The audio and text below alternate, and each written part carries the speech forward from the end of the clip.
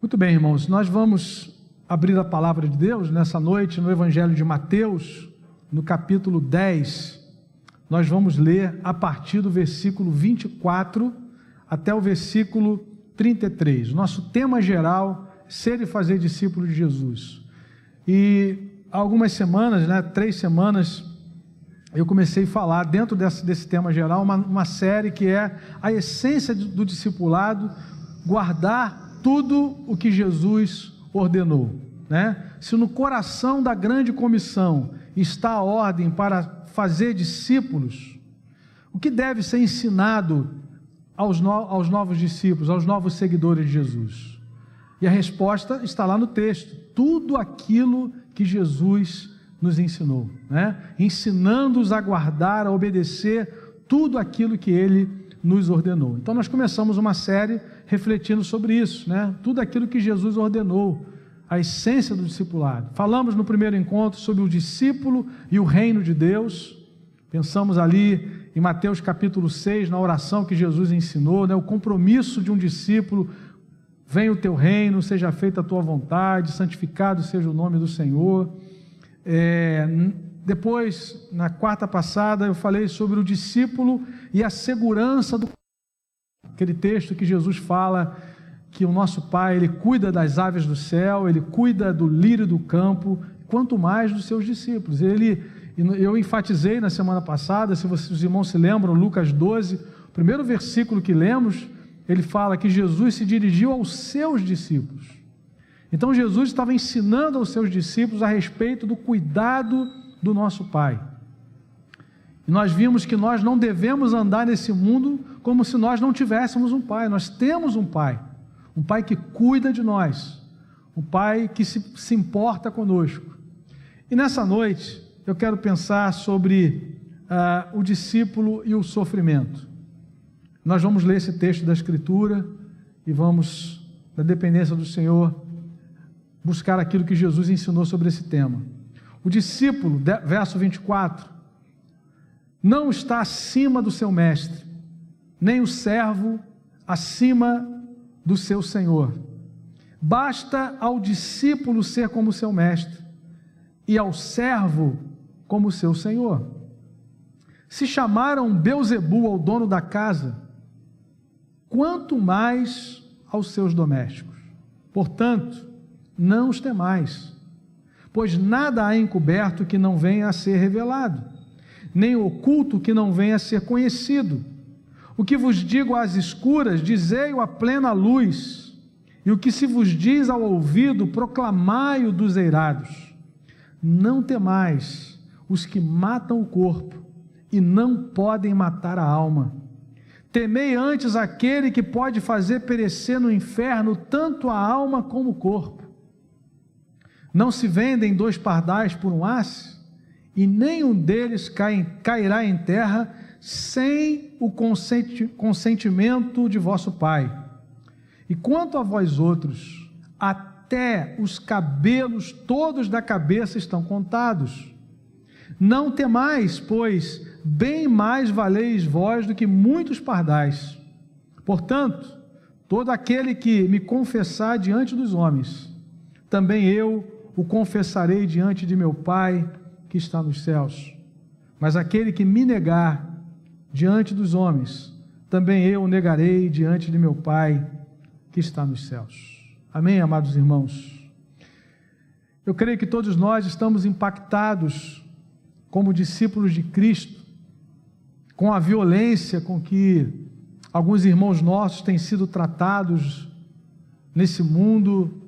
E nessa semana vimos algumas cenas muito fortes. Possivelmente você viu servos de Deus sendo atacados violentamente e até mesmo sendo levados à morte, com a tomada lá no Afeganistão pelo grupo Talibã.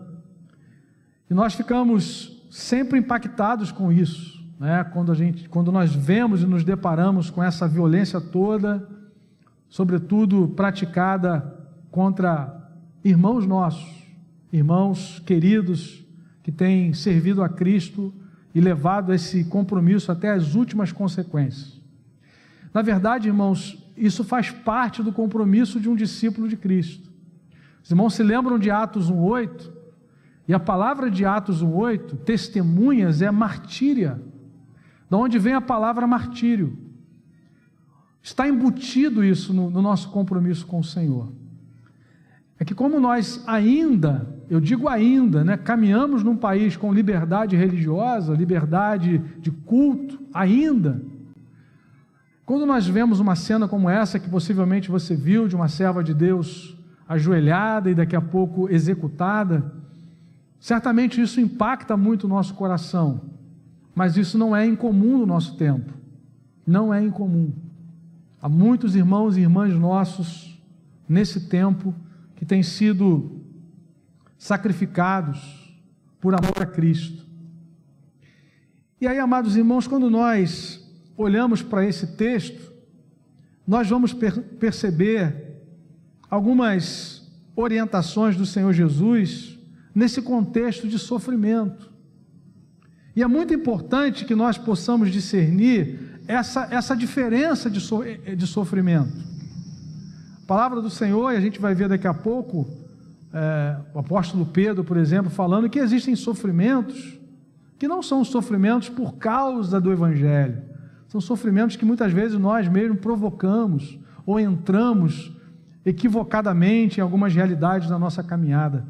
Mas o que Jesus está tratando aqui é daquele tipo de sofrimento que faz parte do nosso compromisso com Ele, como discípulos dele. Perceba que ele já começa dizendo: o discípulo não está acima do seu mestre, nem o servo acima do seu senhor, basta ao discípulo ser como o seu mestre e ao servo como o seu senhor. Ele é a nossa referência, ele é o nosso alvo. Jesus é sempre o nosso alvo. A Bíblia diz que o Pai deseja que nós sejamos como Jesus nesse mundo. Mas é interessante quando ele começa, a partir do verso 25, a apresentar as implicações disso, de o seguirmos como nosso mestre, como nosso Senhor. E ele diz, para quem é discípulo: se chamaram Belzebu ao dono da casa, quanto mais aos seus domésticos. E às vezes, irmãos, nós criamos expectativas completamente contrárias à Escritura Sagrada. Há pessoas buscando reconhecimento nesse tempo. Há pessoas que estão buscando nesse tempo que o mundo que está desconectado de Deus o aprove. Nós temos hoje, no seio da igreja, uma geração que quer evitar a qualquer custo o impacto que servir a Cristo gera nas nossas vidas, a ponto de produzir sofrimento. A palavra do Senhor diz: aquele que quiser viver piedosamente em Cristo será perseguido. Faz parte, amados irmãos, do compromisso de um discípulo de Jesus experimentar sofrimento por causa do Evangelho e por causa do reino de Deus. E aí, olhando para esse texto, eu quero destacar 3 orientações do Senhor Jesus aos seus discípulos. A primeira delas, versículo 28, o discípulo de Cristo não deve temer os que só podem matar o corpo. No verso 28, Jesus diz: não temais os que matam o corpo e não podem matar a alma. Temei antes aquele que pode fazer perecer no inferno tanto a alma como o corpo. Quando eu olhei para aquela cena essa semana de gente sendo executada, talvez do ponto de vista do executor, talvez não, com certeza, do ponto de vista do executor, ele está ali achando que está no controle da situação, que está prejudicando a obra de Deus, os discípulos de Cristo. Mas, amados irmãos, eles só podem matar o corpo, eles só podem fazer aquilo que fizeram. Mas homens e mulheres que têm sido fiéis até o fim, que não tem negado a Cristo, como nós vemos no versículo 32, que tem confessado ao Senhor até as últimas consequências do seu compromisso, ao receberem aquele tiro, ou a receberem as facadas, o que quer que seja, qual instrumento for de execução, os seus olhos se fecham na história, mas se abrem na eternidade, e eles vão contemplar a face de Deus. E nós vemos a graça de Deus sobre esses irmãos, e sobre as nossas vidas, a graça de não somente crer, mas de padecer por Jesus. E o Senhor diz que um discípulo dele não deve temer os que só podem matar o corpo, os que só podem causar um dano físico extremo, se isso for a permissão do Senhor. Há momentos que o Senhor não permite isso. Nós lemos na Bíblia, em Atos capítulo 12, Tiago morreu ao fio da espada, mas Pedro foi poupado. Por que Tiago foi levado e por que Pedro permaneceu? Por conta da soberania de Jesus. Você olha para esse texto, ele começa com Herodes mandando matar e termina com Herodes morrendo porque não glorificou a Deus. Quem governa a história não é Herodes. Quem governa é o Senhor Jesus, porque Ele venceu a morte, Ele venceu as trevas. Os sofrimentos que a igreja de Deus enfrenta nesse tempo, eles têm hora e dia para acabar, e os sofrimentos do tempo presente não se comparam com a glória que há de vir. E olhando aqui para o ensinamento de Jesus, o discípulo de Cristo não deve temer os que só podem matar o corpo. A quem nós devemos temer? A quem você deve temer? Na segunda parte do versículo 28, temei antes aquele que pode fazer perecer no inferno tanto a alma como o corpo. Ele pode fazer perecer, porque Ele é o Senhor, Ele é o soberano, que estabeleceu um plano de redenção. E nesse plano de redenção estabelecido na eternidade, Ele envia o seu Filho perfeito e amado, que se dá em amor, que se entrega voluntariamente na cruz do Calvário, que desce à sepultura, mas rompe os grilhões da morte ao terceiro dia, e garante a justificação. Ou seja, quando eu e você e qualquer pessoa crê no Senhor Jesus Cristo, se rende ao seu amor, Ele nos declara justos diante de Deus. O Pai nos declara justos, não por causa da nossa justiça, nós não temos justiça, mas por causa da justiça de Cristo, nos tornamos filhos de Deus. Mas a mesma Escritura que nos fala desse plano de redenção, para aqueles que creem em Jesus, ela nos fala da condenação eterna para aqueles que o rejeitam. Quem crê e for batizado será salvo, quem porém não crê será condenado. Crer em quê? Em quem? O versículo 15 diz: ide por todo mundo e pregai o Evangelho, a boa notícia. A Escritura nos apresenta a má notícia, mas apresenta a boa notícia. A má notícia é que eu e você nascemos pecadores, separados de Deus, não podemos mudar essa situação. Não há vela nessa terra, não há joelho dobrado nessa terra, não há noites em claro nessa terra que possam atrair a misericórdia e a graça de Deus. Nós não podemos mudar o nosso quadro. Se não a sua morte, você vai continuar separado de Deus, só que eternamente. Mas não precisa ser assim, essa é a boa notícia. Esse é o coração do Evangelho. Deus entrou na história, na pessoa do seu Filho amado, pagou a nossa dívida, morreu a nossa morte, levou sobre si a maldição que estava sobre nós. A ira de Deus foi descarregada sobre o Cordeiro, e só nele, somente no seu sangue, nós podemos ser reconciliados com o Pai. Louvado seja Deus. Que notícia gloriosa para aqueles que se rendem ao amor de Deus e creem em Jesus.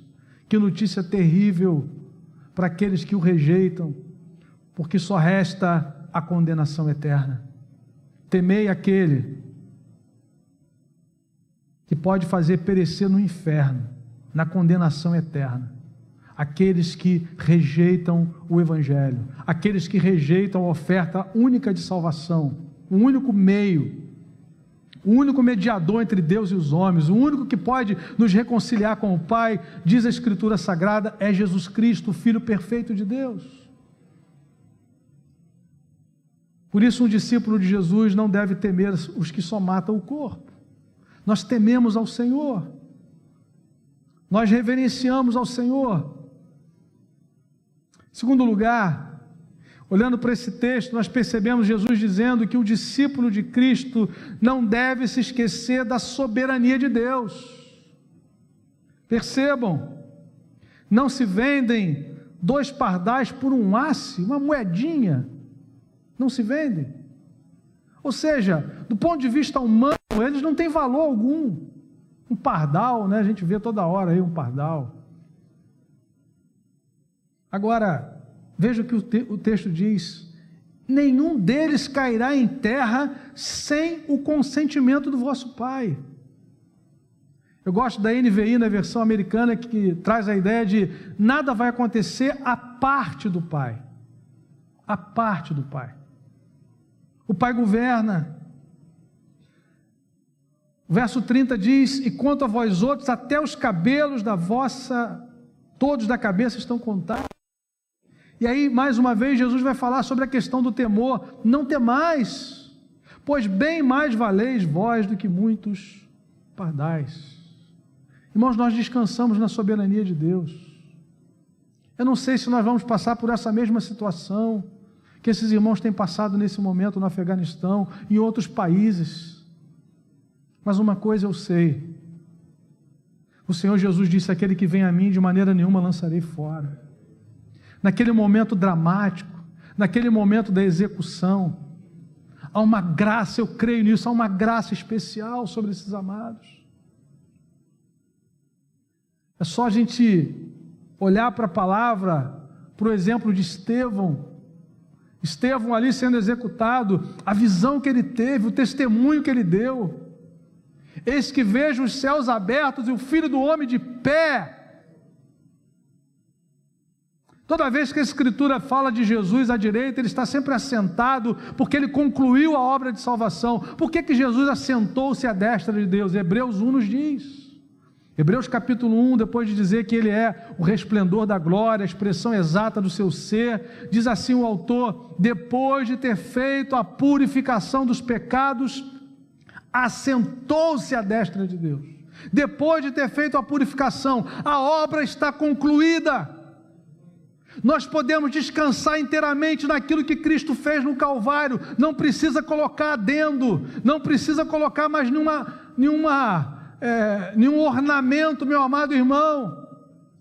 Às vezes nós queremos dar uma ajuda. Sai daí, querido, porque o que ele fez foi definitivo, uma vez por todas. Assentou-se à direita de Deus. Ele assentou-se porque ele ressuscitou, ele foi assunto aos céus, e ele está à direita do Pai, foi entronizado. Ele é o Senhor sobre a vida e sobre a morte. Não precisa de mais, é Jesus e mais o sal grosso, é Jesus e mais a rosa atrás da porta, é Jesus e mais a ferradura, é Jesus e mais uma série de sacrifícios. Não, querido, o sangue de Jesus nos lava de todo o pecado. Por isso ele está sentado, porque a obra foi concluída. Mas no caso de Estevão, ele estava em pé. A graça foi tão grande sobre aquele irmão, o primeiro mártir do Evangelho, no Evangelho, considerado, né? Que ele contempla os céus abertos. E ele morre como o seu Senhor, seu Salvador morreu. Pai, perdoa-lhes, não lhes imputes esse pecado. E ele adormeceu. E Saulo estava ali. Eu tenho para mim que Saulo deve ter sonhado inúmeras vezes com aquele ato. Uma das coisas que o Espírito Santo usou para converter esse homem, que foi, depois de Jesus, o maior evangelista que essa terra já viu, o apóstolo Paulo. Eu não tenho dúvidas que foi o testemunho de Estevão. Então, amados irmãos, nós ficamos impactados com toda essa violência, com toda essa barbárie, com toda essa malignidade. Mas há uma graça especial sobre os servos de Deus, sobretudo em sofrimento, em missão, em amor a Cristo. Por isso, o discípulo não deve, dentro dessa questão do sofrimento, se esquecer da soberania de Deus, porque nem um passarinho que, do ponto de vista humano, não tem nenhum valor, não é aquele passarinho caríssimo, né, que tem um canto, né, eu sou lá de Paracambi, tem o Curió Paracambi, ele tem um canto próprio, né, tem gente que vende carro para comprar um passarinho daquele, né, enfim, cada um tem a sua perspectiva, percepção, né, o seu valor, atribui valor a realidades que outras pessoas talvez não considerem tão importantes. Mas um passarinho, um pardalzinho, né, desses aí sem raça, sem pedigree, nem esse, é isso que o texto está dizendo, cai à parte de Deus, sem o consentimento de Deus. Aí Jesus está dizendo, vocês valem mais. Os meus discípulos são muito mais preciosos aos meus olhos. Não temam, não temais. Louvado seja o nome do Senhor. Quanto a vós outros, diz o versículo 30, até os cabelos todos da cabeça estão contados. Aqueles irmãos queridos que morreram, que têm morrido, eles estão nas mãos do Senhor. O Senhor tem dado graça para que eles não neguem a Cristo. E ao fechar os olhos daqui, eles estão na presença do nosso Deus.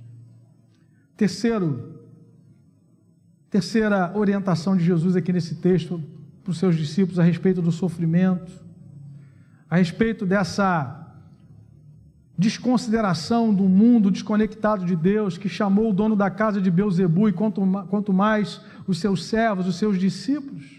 Se basta ao discípulo ser como seu mestre, é isso que Jesus está dizendo, se aconteceu com ele, vai acontecer conosco. E ele então começa a trazer orientações, que os seus discípulos não devem temer os que matam somente o corpo, que os seus discípulos não devem se esquecer da soberania de Deus, e ainda o discípulo de Cristo não deve perder de vista o fim da história. É isso que ele nos diz. No versículo 32 e 33, portanto, todo aquele que me confessar diante dos homens, também eu confessarei diante do meu Pai que está nos céus. Glória a Deus. Amados irmãos, esse é o fim da história. O nosso nome confessado diante do Pai, por aquilo que Cristo fez. O fim da história não é a execução, se Ele permitir aqui nesse mundo. O fim da história não é a sepultura. O fim da nossa história é que nós estaremos para sempre com o Senhor, por causa de Jesus, por quem Jesus é e por aquilo que Ele fez. Se você confessou a Cristo, é porque você foi levado à fé. Essa confissão é a confissão de fé, é o reconhecimento de que Jesus é o Senhor da sua vida.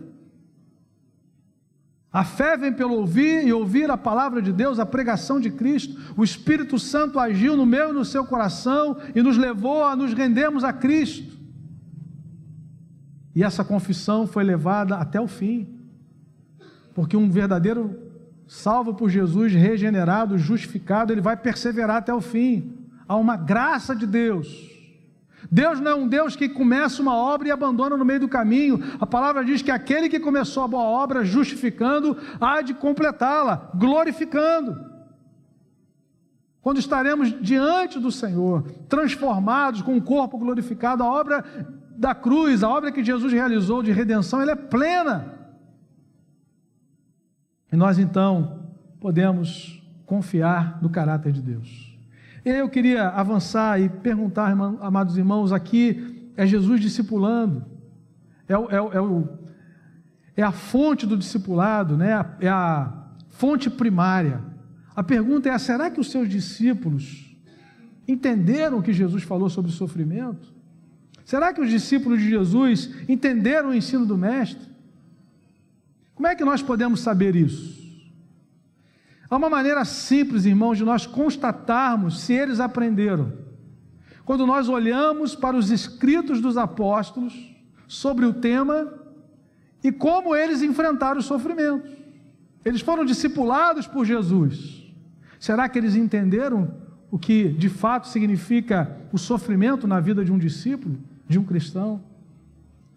Eu queria rapidamente pensar, primeiramente, na perspectiva do apóstolo Pedro, 1 de Pedro, capítulo 4, um discípulo que andou tão perto de Jesus, que ouviu essas palavras de Jesus, Jesus falando sobre o sofrimento, chamar o dono da casa de Belzebu. Imagine você, que é um servo, que é um criado, não queira ser honrado por esse mundo, não queira ser aplaudido por esse mundo está desconectado de Deus, os valores do reino são completamente opostos aos desse mundo que nós vivemos.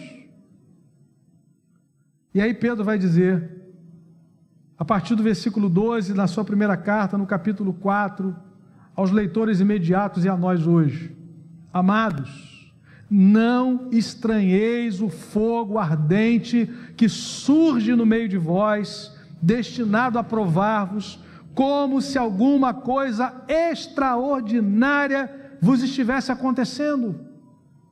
Pelo contrário, vejam, irmãos, pelo contrário, Pedro está dizendo, quando surge o sofrimento, quando surgem essas adversidades que vêm para nos provar, alegrai-vos, na medida em que sois coparticipantes dos sofrimentos de Cristo, para que também na revelação de sua glória vos alegreis exultando. Se pelo nome de Cristo sois injuriados, bem-aventurados sois, diz o apóstolo Pedro. Por quê? Porque sobre vós repousa, aleluia, repousa o Espírito da glória e de Deus. Que privilégio, irmãos! Por que que o Espírito de Deus repousa sobre nós? Há dois textos bíblicos que nos explicam isso. Atos capítulo 2, lá no Pentecostes, a palavra do Senhor nos diz, depois daquela grande pregação, as pessoas perguntaram a Pedro e aos irmãos: que faremos, irmãos? A resposta é: arrependei-vos, cada um de vós seja batizado em nome do Senhor Jesus Cristo, para a remissão dos vossos pecados, e recebereis o dom do Espírito Santo. Ao sermos convertidos a Cristo por obra do Espírito, Ele vem viver em nós, é o selo, a garantia de propriedade, que nós fomos comprados pelo Senhor, a presença do Espírito Santo na minha e na sua vida, que estabelece uma relação vital agora com Deus. Deus vive em nós, o Espírito de Deus vive em nós, aleluia. Sobre vós repousa o Espírito da glória de Deus. Efésios capítulo 1, verso 13 e 14, é o segundo texto que nos falam dessa bênção. Efésios 1, 13 e 14, em quem também vós, depois que ouvistes a palavra da verdade, por isso um discípulo de Cristo é chamado a pregar o Evangelho. A palavra da verdade, Paulo vai dizer o que é a palavra da verdade, é o Evangelho da vossa salvação. Veja, ouviram a palavra da verdade, tendo nele também crido, ouvir e crer. Aí Paulo vai dizer, fostes selados, aleluia, com o Espírito Santo da promessa. É o penhor da nossa herança, a certeza do resgate da sua propriedade, a certeza de que um dia seremos resgatados. Deus colocou em nós uma marca, o selo do Espírito Santo. É isso que Pedro está dizendo, irmãos, quando nós enfrentamos sofrimento. Vejam bem, não é qualquer tipo de sofrimento que Pedro está tratando no texto. Ele recebeu a instrução de Jesus, ele foi discipulado pelo Senhor. O Senhor está falando lá em Mateus 10, em Mateus 5, sobre os sofrimentos por causa do Evangelho, por causa de Cristo. E aí Pedro está dizendo aqui, quando nós passamos por esse tipo de sofrimento, nós temos que nos alegrar, nós somos coparticipantes do sofrimento de Cristo. Se pelo nome de Cristo, ele não está falando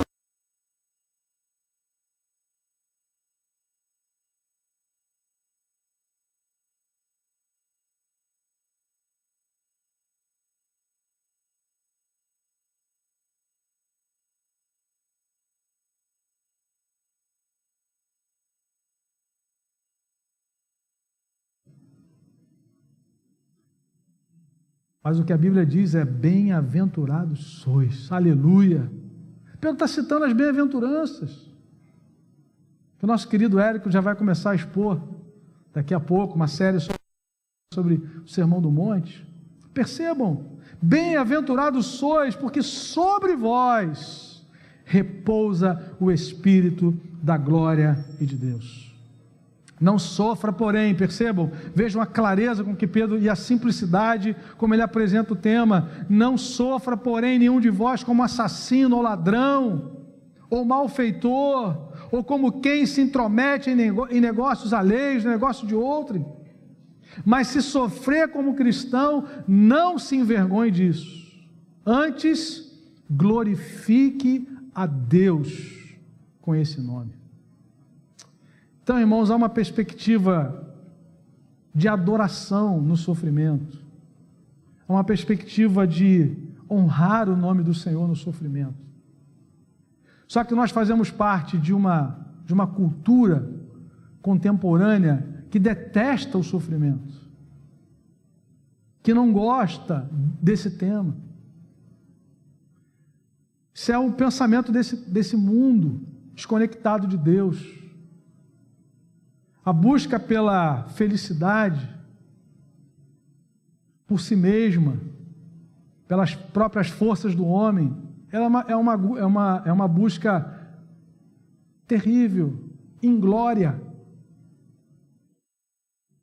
Porque, amados irmãos, em algum momento, depois de Gênesis 3, viver significa sofrer. Em algum momento da minha e da sua vida. E quando o propósito de uma pessoa é ser feliz com as suas forças, dentro dos seus critérios, quando o sofrimento vem, ele destrói o propósito. Se o propósito é ser feliz e você sofre, o sofrimento destrói o propósito. Por isso que o propósito de um discípulo de Jesus não é ser feliz, é viver para a glória de Deus. O compromisso de Deus comigo e com você, que é discípulo dele, discípula de Jesus, é fazer com que nós sejamos mais parecidos com Jesus. Por isso que nós passamos por provações, é por isso que nós enfrentamos tribulações, sofrimentos. E aí, Pedro está dizendo, a ocasião de chegar o juízo pela casa de Deus é chegada, de começar o juízo pela casa de Deus é chegada. Ora, se primeiro vem por nós, qual será o fim? Essa é a pergunta. Qual será o fim daqueles que não obedecem o Evangelho de Deus? Imagine, irmãos, alguém que rejeita o Evangelho de Deus, que tipo de sofrimento tão profundo essa pessoa vai experimentar? Com consequências eternas. Paulo diz aos Tessalonicenses que é penalidade de destruição eterna, banidos da face do Senhor, os que rejeitam a Cristo, os que rejeitam o Evangelho. Verso 18, se é com dificuldade que o justo é salvo, onde vai comparecer o ímpio? Sim, o pecador. O justo é salvo com dificuldade no sentido de enfrentar as adversidades desse mundo que rompeu com Deus. Agora imagine o pecador, o ímpio, aquele que não foi recebido, aceito por Deus, declarado justo, porque não creu em Jesus.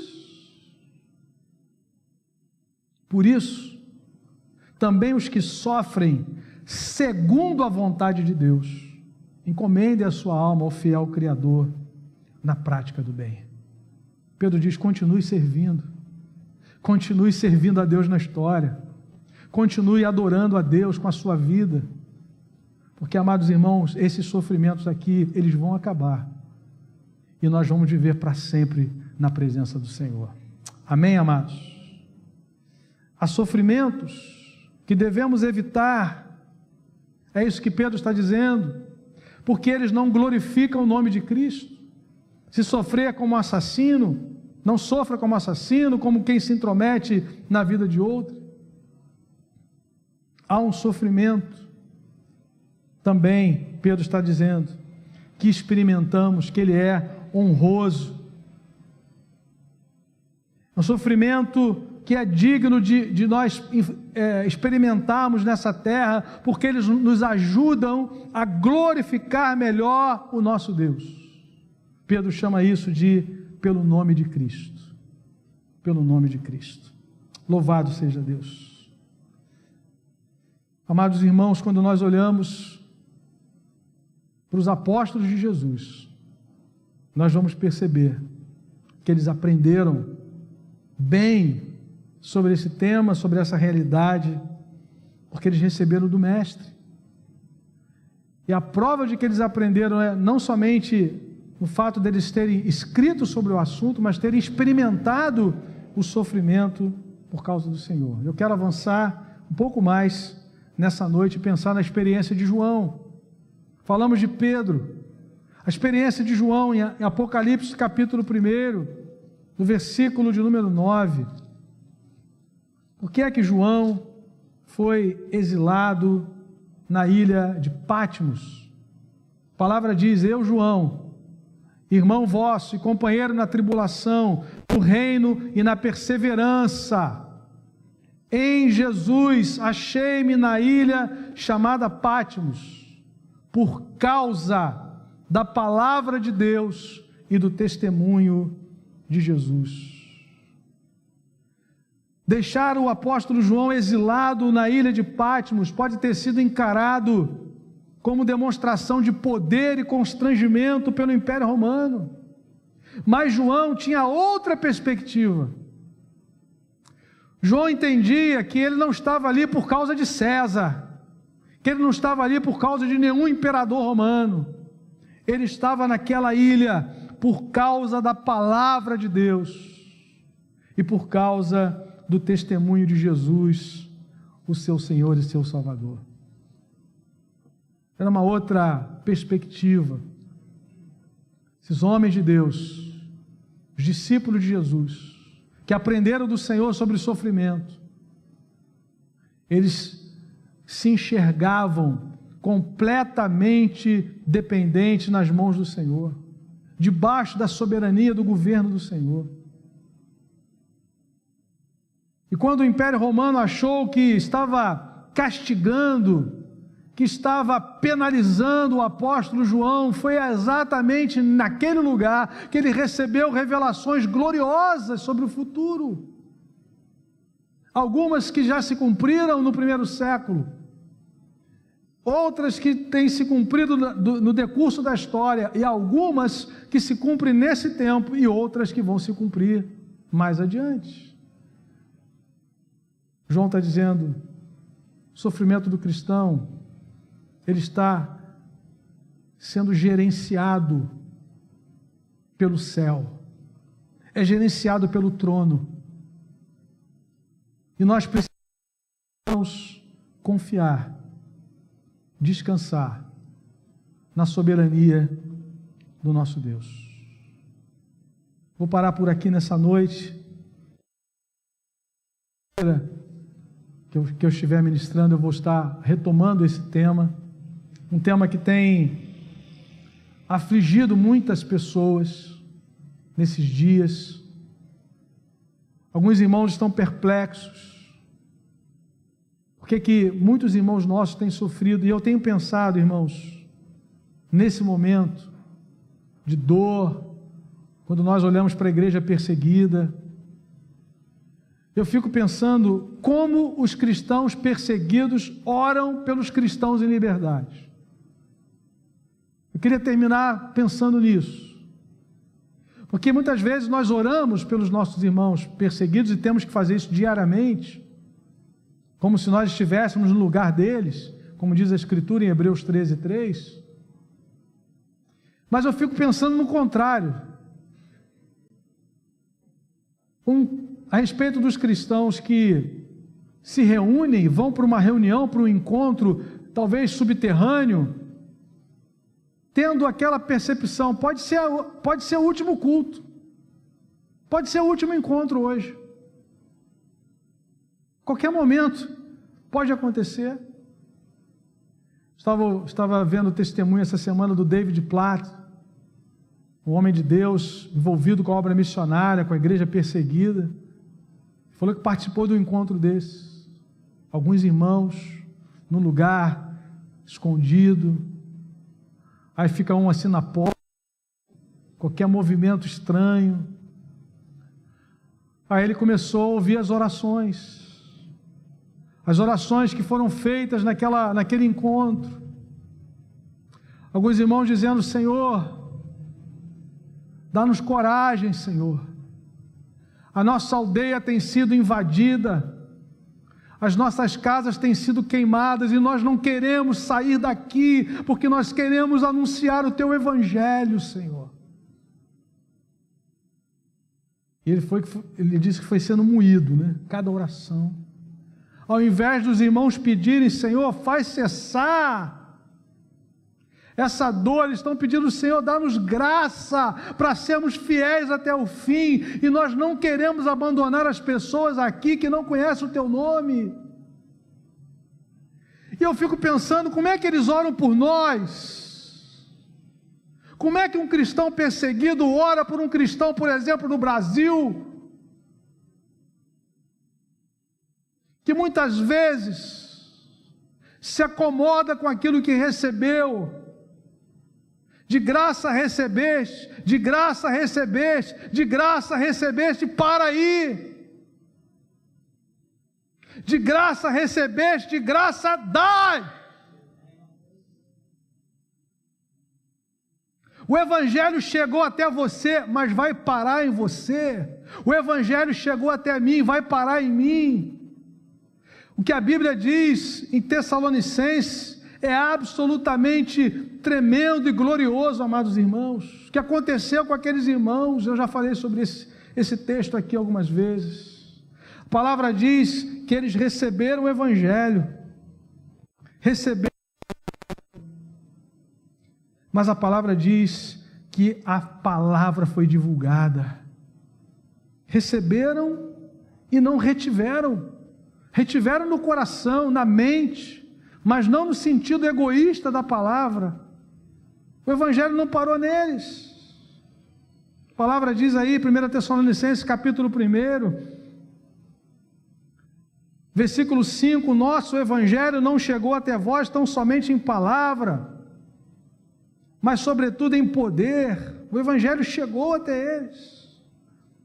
Versículo 6, com efeito vos tornastes imitadores nossos do Senhor, tendo recebido, eles receberam a palavra com alegria. Receberam no versículo 6, e no 8 diz: de vós, porque de vós repercutiu a palavra. Receberam, repercutiram a palavra. Receberam e espalharam a palavra. Glória a Deus.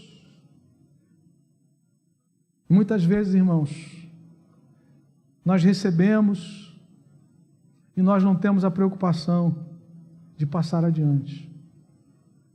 Sabe o que é isso? Desobediência à grande comissão.